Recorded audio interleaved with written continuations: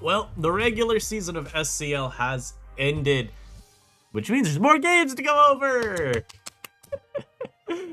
We got a wonderful selection of 4 YuYu games for y'all today. And why is only 4? Because there was one game that wasn't played. Fortunately, there was no Limber Ditto incident for YuYu, at least. PokeSlice could take some notes here. But we got a wonderful game of some HO versus just generic balance / bulky offense out of PDT. We got an HO as well from Mimilucha going up against Alyssa's Sand.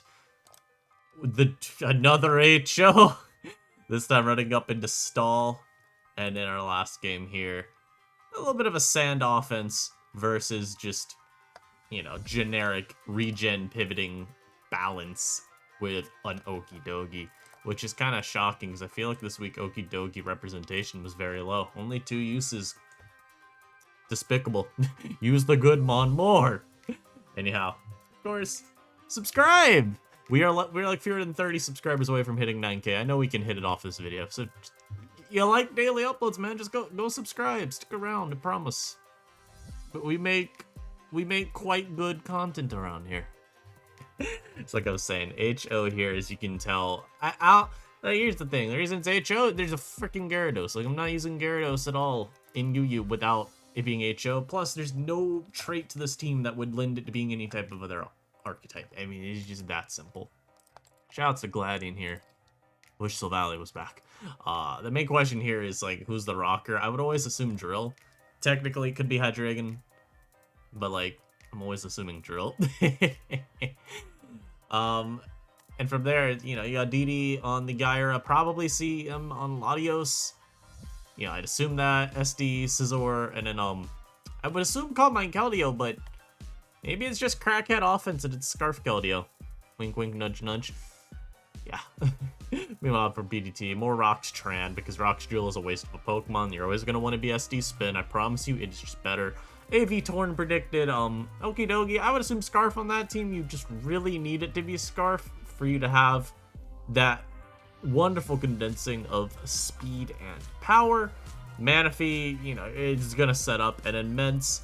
We are seeing a rise in Mints, usually on more balanced teams like this. It's going to be a Roost 3 attacks set with, like, Hurricane, Fire Blast, EQ, even Hydro Pump, sometimes seeing some use. Same with Draco Meteor.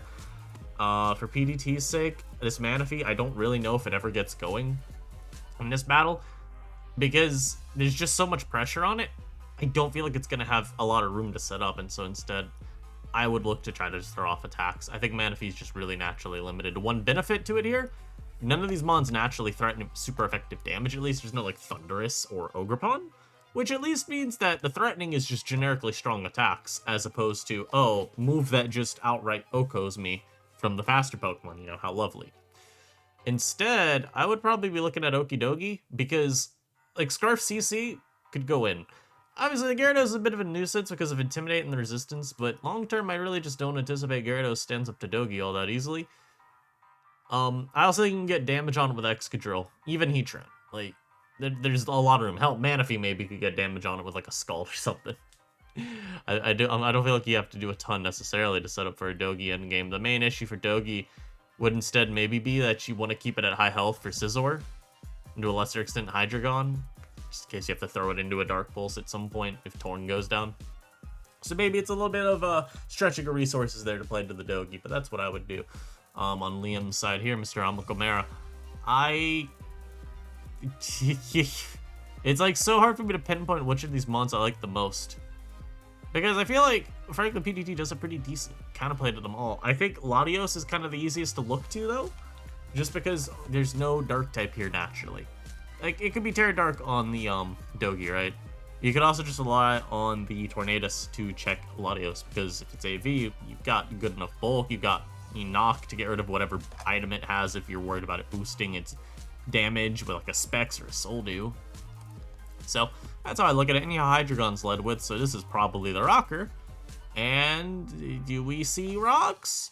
No, we see T-Wave, which really doesn't tell me anything at all. This could be Scarf Hydreigon with T-Wave. It's not, because it Fire Blast the next turn, but it could have been.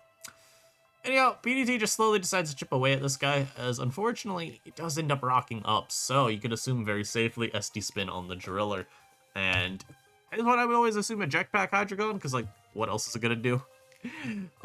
Yeah, I don't know. Like, you can always say Sash as well, but a Jetpack kind of just naturally fits on this type of team and starts really giving you an idea of maybe it is just a lot. It is hyper offense, but it's maybe like a more pivoty hyper offense.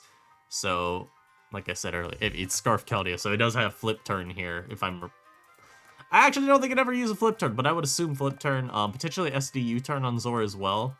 And I mean, hell, the Latios could even decide to be flip turn if it wanted. You know, Drill comes out on the Tornadus. Doesn't really care about having to balloon too much that game. Opts for a spin, and you're about to see two things. One of the scariest Excadrills ever, just by virtue of the threat level it has after this flinch. Because what's the pivot? There isn't one.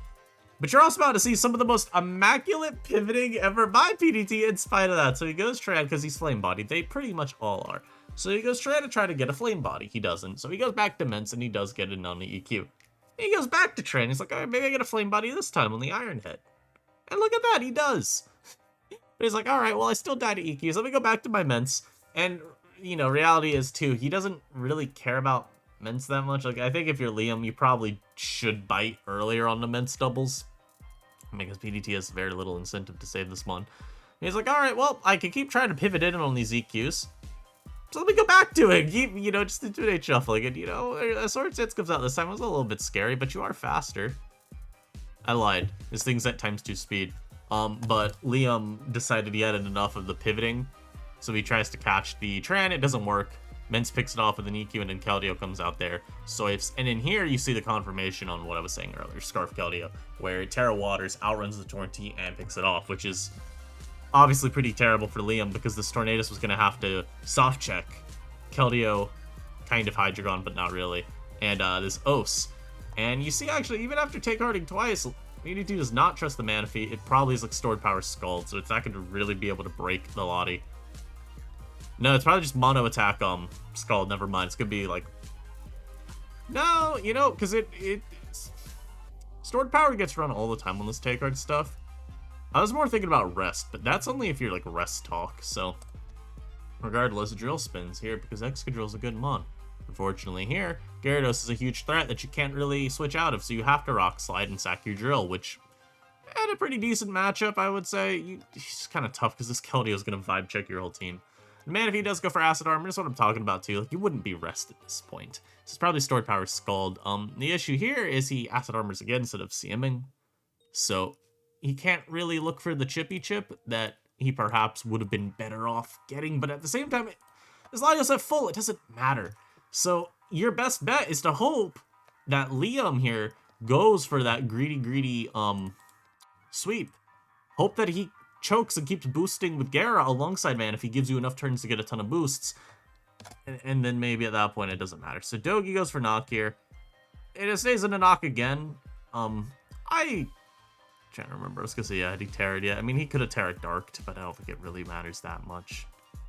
It just makes you weaker to Keldeo, because then it can Secret Sword you instead of having to Surf, which does not OHKO from full, if my thoughts do not deceive me. But also, then you lose your rock resistance, so you get close. You get pushed closer and closer into the KO range from Keldeo. And like, let's be real here, right? Scizor was gonna BP this, and then Keldeo was gonna Surf, and it would die anyhow. Like, there's not really a whole lot you can do anyhow. Maybe I would have switched in the Manaphy. Maybe, but it's like, what's next? I think at this point it's just PDT kind of doing whatever he, whatever he can. Like, maybe Liam disconnects. It's the last week at SCL. I think fighting for your life in any possible victory is always worth it. Gyara does get the full pair there on the Dogi. It does not matter. His Manaphy is unable to make true progress in this game. So, he goes for the EQ. Manaphy Acid Armor's up, but it will not be enough. I mean, I guess it is. It forces Manaphy out. But Latios will come back in. Luster Purge. Once again, purges Manaphy from the face of the earth. And Liam finishes the regular season of this tournament. Actually, the tournament as a whole, I think the Gibbles are eliminated. Right? Let's say the Gibbles are eliminated. I don't remember. He finishes the season with a very strong 7-2 record. After coming into this tournament as a pretty low purchase, not expected, I think, even to play YuYu? I don't remember the backstory there, but he ended up putting a generational run. Shouts, of course, to Eternally for helping team build Liam's teams. You gotta assume there was some insight there, right?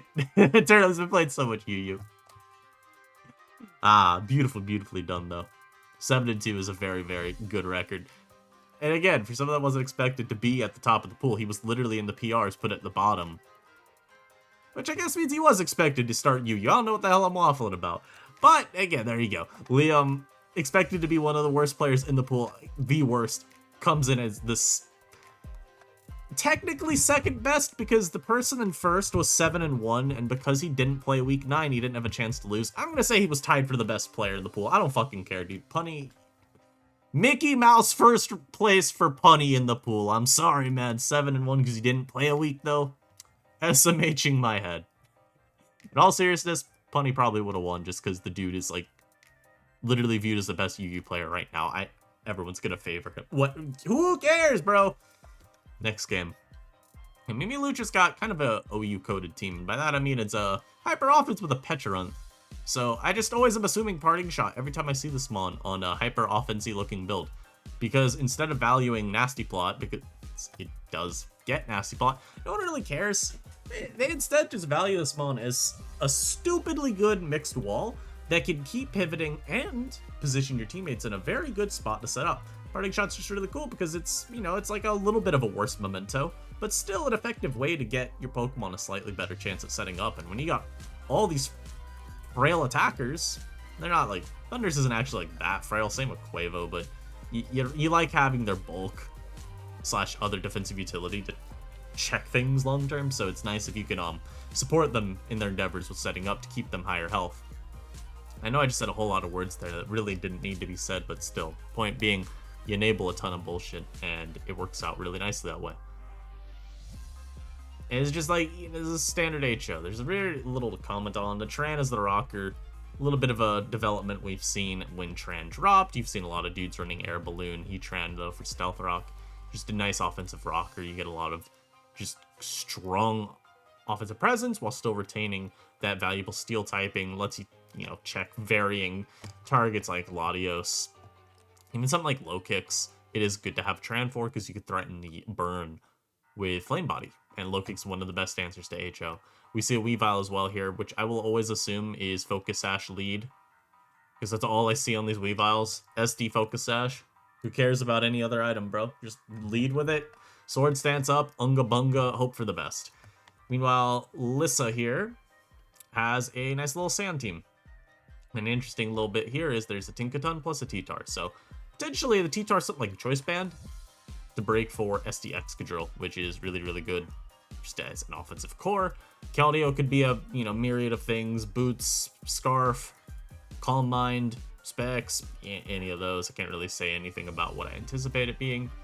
You've also got this dude here, Bulk Up and SD and Scarf. All three are very possibilities, real possibilities. It's kind of, because you got Sandrush Drill here. It's just the fact that there's a Keldeo on the team. I would never from preview immediately assume Scarf is a root, because Keldeo could very easily go Scarf as well. And then, of course, you got more mixed Salamence here because it is a rising star of the tier. Now, the one thing that I think Mimilucha's team does benefit from is a very nice Thundurus team matchup. Kind of annoying that it is slower than a lot of the team, but there aren't really mons that want to switch into it at all. And if it is a more offensive T-Tar, it gets blown up by Focus Blast, which is pretty nice. Like I said, the caveat is most of this team is revenge killing you. So unless you're Double Dance, which, I mean, I don't know what you even set up on beyond maybe Excadrill or Salamence, both of which are very risky mons to set up on. But unless you're Double Dance, you're probably not fixing that speed issue anytime soon, which can be pretty detrimental. And otherwise, I feel like, honestly, this is a pretty nice defensive matchup you got here. You pretty much, like, here's the thing, right? Mince is here to check the Quavo, and there's not really a lot of other mons on this tier that are pressuring Mince. Like, Ogerpon can, but it's not really pressuring it enough. Thundurus is pretty much just unique in its target pool. Here, Weavile's being led with 99% of the time and being death foddered within the first 5 turns. So, I mean, if it gets damage on Tinkaton, I guess it's good for Ogre, but again, Ogre then still has to deal with Mints, so that's where you then have to say, okay, maybe Quavo somehow really, really weakens Mints a ton. Or Tran as well, really, really weakens Mints a ton, but they don't have to go Mints on the Tran. They got T-Tar, they got Kill. And Apache's not weakening anything. So, all that to say, yeah, I think winner's POV is what we've got here. Weavile led with Mints as the lead. You always have to switch. Mints was led with definitely predicting the Rock's Tran lead here, and maybe, you know, like a Boots Weavile, or just, you know, maybe they don't lead the Weave immediately and keep it in the back. Low kick here, and because Tink's Mold Breaker, Weavile cannot yoink its item with Pickpocket, so you do see the hammer brought down on this little rascal here. And in Liss, very intelligently here, predicting a full para here, so set up Stealth Rock. Some of that too, by the way, may have just been that they wanted Tinkaton to die because they felt it was the most exploitable mon for something else to come out on. But I think saying she predicted the full para is a lot funnier, so we'll go with that. Keldeo now comes out. Pecharon ends up being the switching because, again, mixed wall, you invest heavily into special bulk. I mean, it takes the hit just fine. It's just, jeez, bro. This being your Keld switching, and then Parting Shot being what it went for, it already looks kind of, you know. So, Quavo comes out here. Obviously, T-Tar is not stopping the spawn, but ends will. So, Quavo goes for knock, knowing that T-Tar is never staying in. Now, what do you do here? Well, you don't beat the spawn, that's for damn sure. So, you switch into the Tran, dodge a Hurricane, because that's what Heatran does.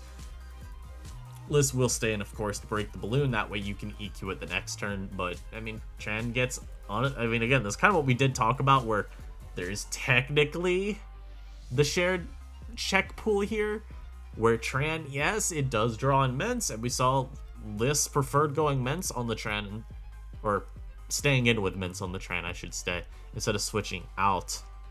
And so Ments actually goes down, and Quavo has now an actual matchup. Was I wrong? Maybe I don't have winner's POV. Keldeo does flippy flip there, not wanting to give Ogerpon, I believe, a free switch in, as now Zadude comes out, able to pick off a kill through the Culver Berry here, mind you. And that's what happens when you invest all that special bulk into Pechi, you just can't even check it anymore. And now we see Zarude Terra Poison on the Ogerpon. Not want to get U-turned on, I guess, but you're... Yeah, probably not want to get U-turned on. Or super powered. Something like that. But we see instead, you fell for Mimilucha's trap card. They were stomping Tantrum. It does not kill, and you get smacked into next week by knock. And yeah, now you have just, yeah, the game is unfortunate.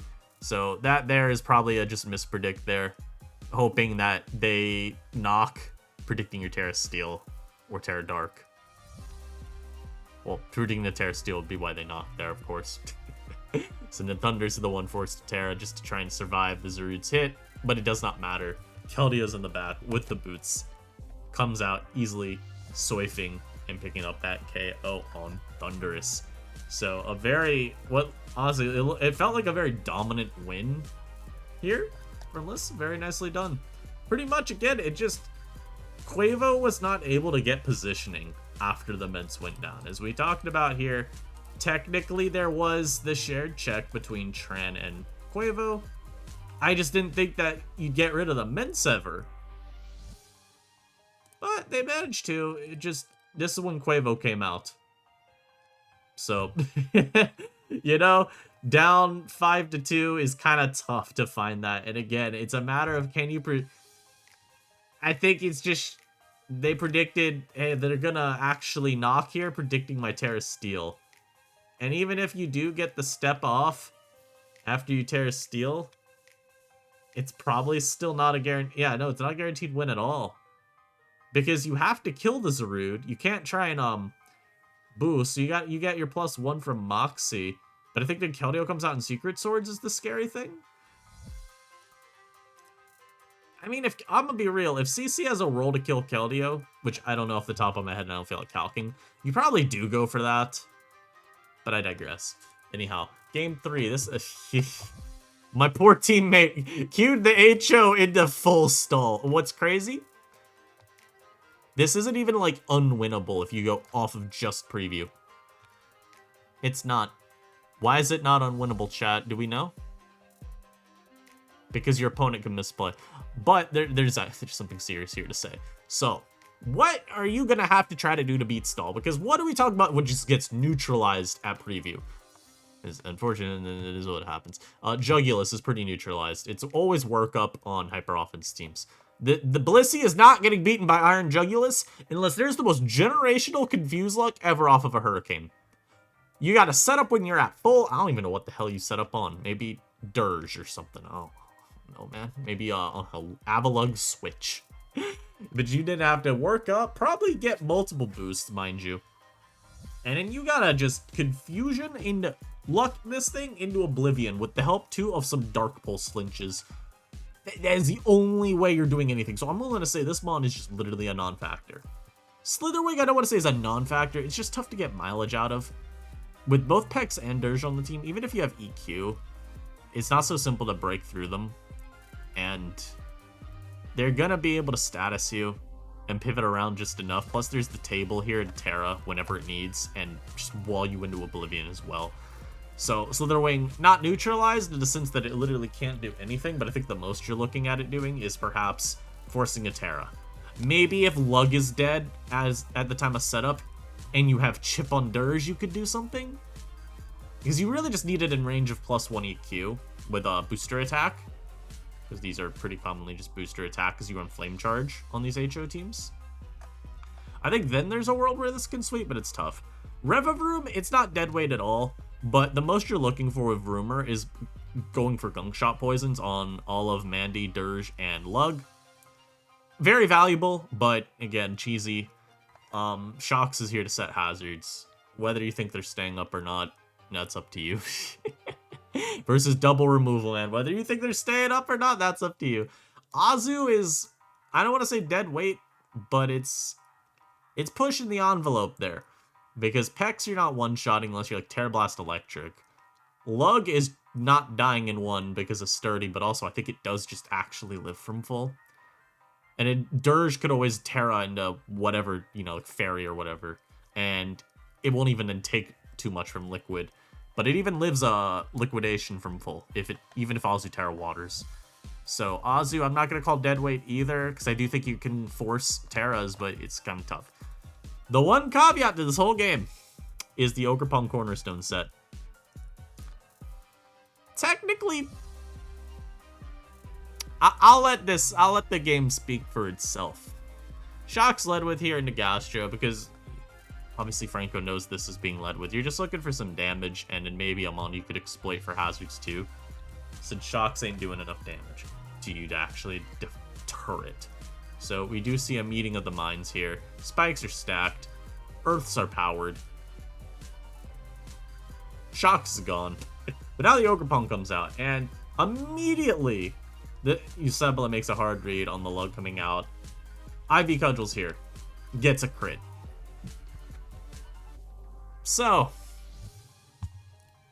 this is where the set matters. If Avalug switches hard into Ogerpon, knowing it can always live Ivy and then Terra the next turn, non-crit Ivy, it takes less than half from, based on the calc, which is vile, but, is what it is.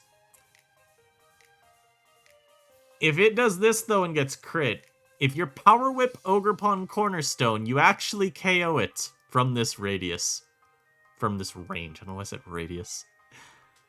Now, did this play have to happen? Hell no. They could have gone hard into Toxapex. But you're predicting SD more than anything here.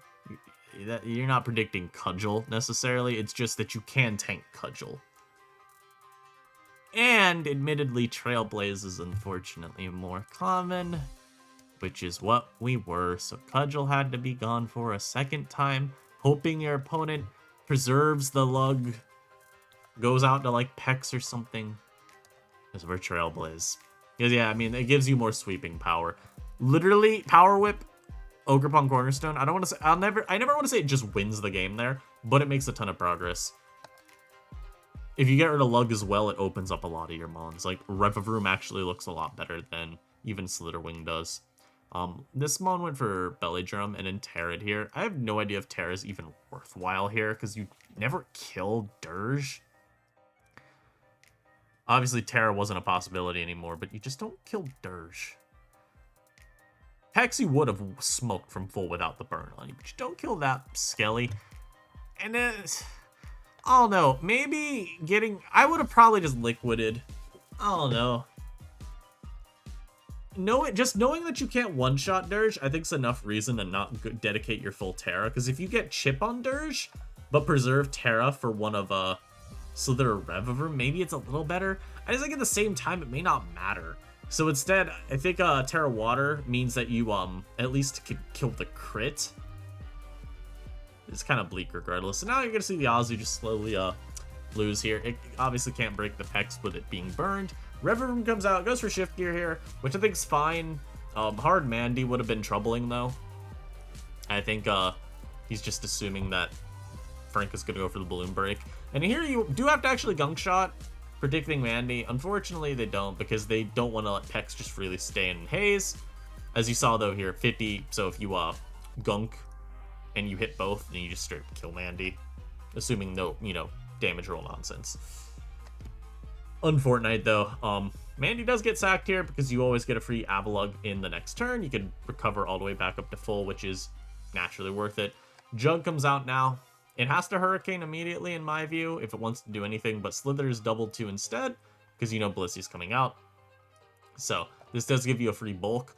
The problem is, even after this free bulk, you don't break Lug, and unfortunately, this is where maybe if you're like, if you preserved Terra earlier, with all of the progress that had been made, maybe now here, you get to Terra Ground and one-shot the Pex. I don't know if you actually win, because if this is, like, Ice Move, I think, literally, or, actually, no, Iron Press would be scarier, and, definitely would beat you 1v1. Low-key, I think I'd rather it be an Ice Move, because you could probably bulk up through that and maybe try to Leech Life spam your way back to full or something. I don't know. It would be tough, but I think playable. But yeah, like I said, since you tear it earlier, you don't have that of luxury. Now, perhaps it's Terra Fire with Flame Charge anyway to not be weak to burn. I know the team pace, by the way. I just don't remember the set on this guy.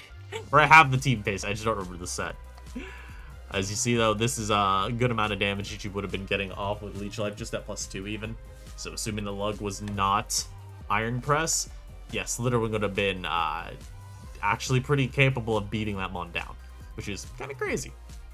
But it ends up dying to the poison. Also, just as a note, too, potentially Azu had to Terra Water to two-shot Dirge, factoring in the burn as well. So it may have actually been relevant that this thing Terra to even open up the game for this theoretical Slither. Anyhow, Hurricane actually did surprising about it +1, but this is what I was kind of talking about. You would have needed some really insane confusion luck. Now, it actually looks like, just given how much you did at +1, that maybe you wouldn't need that much luck with confusion, instead just hitting Hurricanes, because 25 at +1 is pretty decent. You get to +2, then you're doing probably like a third. You just, yeah, if you can get to +2, like say that Mon's set up earlier and it gets to +2 or something, maybe then it can beat Blissey down. I think it probably is Calm Mind. Normally these run Calm Mind last. It could technically be T-Wave, but I would assume Calm Mind, just because that's usually how these stall teams end up buffering themselves against special sweepers, like stored power mons especially. Anyhow, last game here, Mr. YuYu Farmer Pinga himself versus Mossy Sandwich. Mossy's a bit, they were subbed in midway through the tour. They've been pretty up and down. I think they were 1 and 2 coming into the week. The farmer, I believe, is actually successfully farming. He loaded one of the worst matchups I've ever seen, though. I guess that's hyperbole. He loaded a pretty tough matchup, though, here. So, main reason, though, I would say there's 2. This Poltegeist. There ain't a Ghost Resist Insight. Your Ghost Resist is Assault Fist Tornadus, my guy. That is a tough scene. This is a very tough scene. Because, and this is assuming it's AV, by the way, they do run boots sometimes. On this type of team, I'm assuming AV because you got the drill. So you can just be spin drill and support AV just fine. But without AV, you do not check Polty really at all. I have to say, this is your one way of dealing with it. And there's the Tornadus Mirror, which kind of just naturally means You're losing your AV. If you have it, you're losing it. It's gone. Now, there is a Rotom Wash on the other side, so in theory, perhaps you are, what's it called? Gonna use your Rotom as the switch in. This Rotom is revealed to be Scarf, though. So, not really a great Torn check long term, because you take a surprising amount of damage from everything. Meaning, yeah, you're probably going Torn, or even King, but if you go King, you just get U-turned on for the entire game, and it's horrible. So, it's kind of tough, in my view, for Mr. Farmer here to really gain the initiative. Now, I will say, also, this ignores that Specs Drapple is an insane threat that just blows this entire team to smithereens. I will say, though, the Okie Dokie from the Farmer is actually quite good. Really, Mossy's only way of checking it is with a, like, Terra Poison from something on this team, whether that's Draps or, like, T-Tar or even Drill. It is beyond my comprehension and knowledge at this point. But I'm not kind of pulled to you guys, mostly because I don't think you want to risk getting, like, knocked as you switch in and just getting poisoned and having zero chance of sweeping anymore. But the Dogi is probably the most threatening thing over here. Everything else, I think you're kind of just like, whatever. So, let's see how this game pans out. Tornadus Therian led with into Tornadus Therian. Like I said, they will knock each other turn one. So, if that Tornadus had been AV, it would have just lost its bulk boost and then succumb to the Polty. Which, now this has me wondering, what's the Dogi set? Because, like, at this point I didn't know, and you don't know either, that it's Scarf Rotom Wash. So I was thinking maybe Scarf on this guy, maybe bulk up even. AV, I think, is a little OD with King plus Torn. So I'm kind of writing that off. Torn comes out here, though, under the Drapple. Just to force it out. I mean, the reality is you don't one-shot with Bleak Wind, I don't believe. But it's better to not take all the damage because you want this one around to check the Excadrill long-term, even the Rotom Wash long-term. So, there's that. Taunt onto the little attempt there of T-Wave was good. And then you get Jumentum here, too, to get your T-Tar Sand. The annoying thing is you just keep getting U-turned on, but it's playable. You get a knock on the Koba here for free. Get rid of the Rocky Helmet. And now, I mean, he just, again, he's been trying to bring out this Drapple for so many turns to try and break. So now he can finally actually do so. And again, Drapple's really good this game. There's no real Draco resist. I don't count these fake steals. I do not count a Boots Tornadus as a Draco resist either. So Slowking comes out. It takes 500 billion damage from a Draco Meteor. And I mean, that's just no good. So Quavo comes out here. Drill comes in. The Drill does have to switch because Quavo, you don't know what it's... I'd put it this way. There's a high chance this is just faster. There's a high chance this Quavo is just faster. Drill EVs and movesets kind of are up to users' interpretation. But we see the Rotom Wash come out as this Quavo goes for a freaking U-turn, which also just took 31, bro. I'm gonna pause. Yeah, doorbell moment when you got dogs. Anyhow, this U-turn damage, when I saw this do 31, I immediately was like, wait a minute. What's going on with this Rotom? What's crazy, I didn't even think it was Scarf at the time. I just thought for some reason it was like, this Rotom does not have physical bulk. Anyhow, once again, Specs Drapple gets in off that U. This time goes for the Fickler. Bye-bye Koba. And this is what I mean, by the way. Koba gets bogged by from 79. This Drill comes out to go for a Rapid Spin. Another max power Fickle. This one takes 85. And I get it. This is max power Fickle Beam. I mean, even Dracos are going to be doing 5 billion. Non-boosted Fickle did 63 to the Torn as well, by the way. It would have died if it got the powered up. Specs Traps is a menace. And this is where we finally learned it's a Scarf Rotom Wash. It also uses the Torn there, gets off a Volt Switch. Now the damage, of course, that it took from Quavo U-turn earlier makes a ton of sense. As we get the T-Tar in. And there's a very free knock here. I mean, nothing else can come out. Koba's dead. You kind of just have to sack the Drill now. And of course, they're not going to go Rotom Wash because knock may actually kill, depending on this Tyranitar's investment. Rotom Wash will now come out. Goes for a trick, maybe expecting Drapple to come out, just because I'd rather face a Scarf Hydrapple than a Specs one. But T-Tar just stays and eat that up. As now Drapple will enter on the Volt, which unfortunately just costs you momentum. Now, this was a thought I had also been having throughout the entire game. This Okidogi had been getting preserved like none other. He had not gone to it once, and so I was thinking bulk up the entire time. But he doesn't have lefties. And Gongcha doesn't tell me anything, so I was kind of wondering, like, is it double Scarf, maybe? Because obviously outspeeding Drapple doesn't, it literally means nothing. It just means nothing to me. You outspeed a Hydrapple, okay, whoop-de-doo. And I don't think we ever get it revealed because he switches here. Maybe he's AV, who knows? AV Dogi probably would have been brought out once though versus Drops. He would have lived to hit, you know. Anyhow, Drill spins away the rocks. And you're gonna see again that why I was talking about earlier. Okay, you'll see later. You'll see later why the Rotom Wash is not a Torn check. Anyhow, Quavo comes out here. And this is also where you see Quaquavo's revealed to be Scarf. Because he just raw goes into it on the Tornadus to pick it off. King enters. Unfortunately, you're not going to KO with Wave from there, even at +1. So you have to switch. Drill ends up being chosen as the sacrificial lamb. Except it doesn't, because we see a double switch into the T-Tar to set Sand. Not really sure we had to do all that, but why not? You get a free knock now. No one's ever passed up a free knock, because I lie there, because they actually T-Wave. And a Chili's gone for, which is quite peculiar. Huh. Well, guess if you're scared of the Sand Rush Drill, which you have all the right to be at this point, it genuinely could just win the game on the spot. Anyhow, the T-Tar goes back out to set its Sand again. Like, there is actually a world where Sand Rush Drill would just smoke you if it got a SD right here. Now, you're never going into it there, but you know what I'm talking about. Polty comes out. Finally, the immaculate matchup has been capitalized on. The Polty guy sets up a Shell Smash, gets its White Herb, and it's over, and the Slogan goes for Terra. Takes barely half from a Shadow Ball. Lands a T-Wave from the Polty guys, and that's how you neutralize a Teapot, ladies and gentlemen. So I thought that was really funny when I was first reviewing the game. Just immediately ruins any hopes of a sweep. The Dogi now comes out. And again, I still don't know what this thing's set is. It could actually be bulk up, by the way. It'd just be like a resist berry. We also see...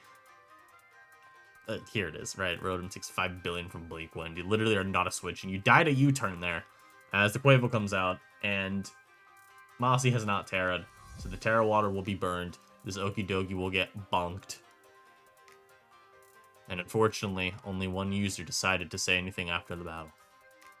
So a good way to end the season if you're Mossy Sandwich. I don't know if his team is in playoffs or not, but if they are, well, there you go. But hope all y'all enjoyed. I'll probably do whatever playoffs coverage I want to do at the very end, because we're not going to get a ton of games at we'll get probably a minimum of like 3 games of both NU and UU. Maybe more, depending on if tie breaks happen and what tiers are picked for tie breaks, but that'll be something I have to check in on in the next, sometime in December maybe. This tournament could actually end up lasting that long. Kind of crazy. But I appreciate all y'all. Like I said, if you are not yet subscribed, please do subscribe to the channel. Hit that little bell as well. Click my little advanced GG link if you want to make a purchase. Making it with using my link helps out a ton. I will see y'all in the next video. Peace.